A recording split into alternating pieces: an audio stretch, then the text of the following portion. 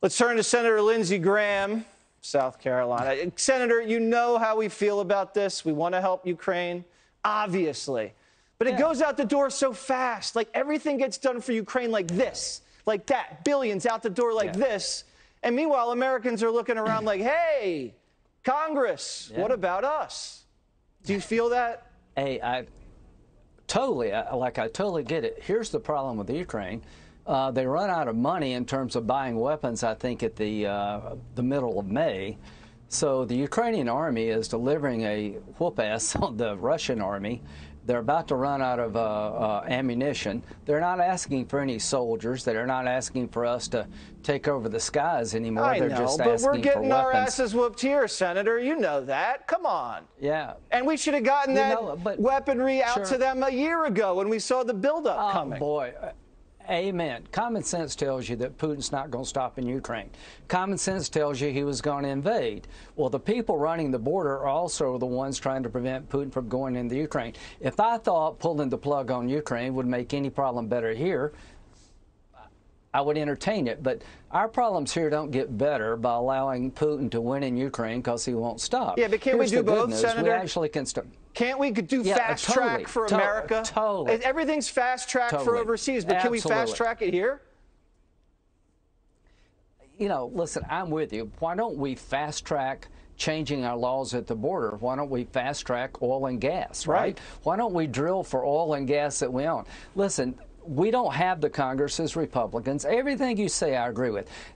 Listen, you understand the importance of getting Putin stopped in Ukraine because he's going to keep going. China will take Taiwan, but if the Ukrainian military can stop him in the Ukraine without any American soldiers, that's a great day for freedom. That's a great day for America. But I am with you. I wish we would do more on the energy front. Does it make any sense to shut down oil and gas drilling in America and be more dependent on Russia and Iran? It makes absolutely no sense. But here's what I want to tell your listeners. If we can win in Ukraine, and I think we can stop Putin, the world gets better overnight. If he takes Ukraine, he doesn't get prosecuted as a war criminal, he'll keep going. He wants to rewrite the map of Europe. And China is just waiting to see what to do with Taiwan.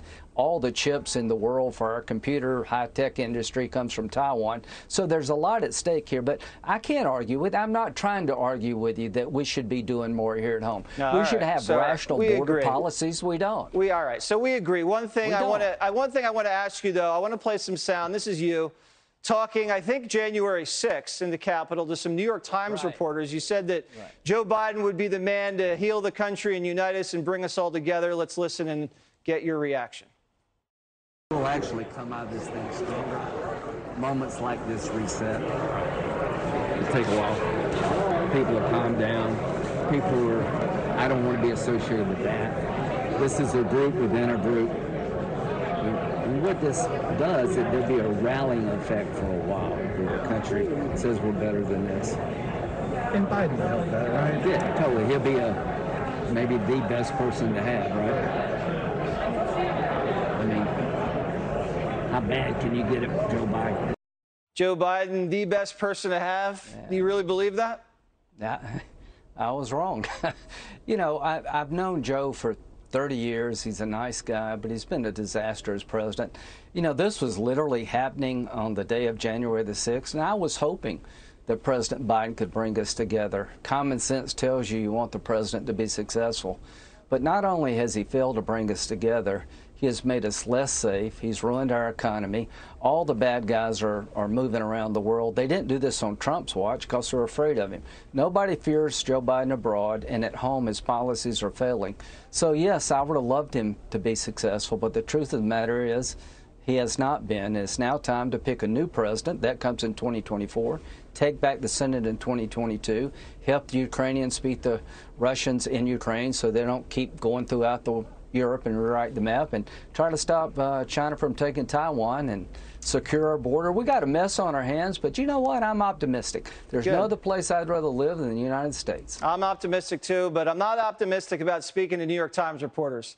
If I was a senator, I'd never do it, and I'd never do it at Fox. Probably good advice. It's good advice. Probably good advice. Probably very good advice. Thanks, Senator Lindsey Graham. Thank you so much. Thank you.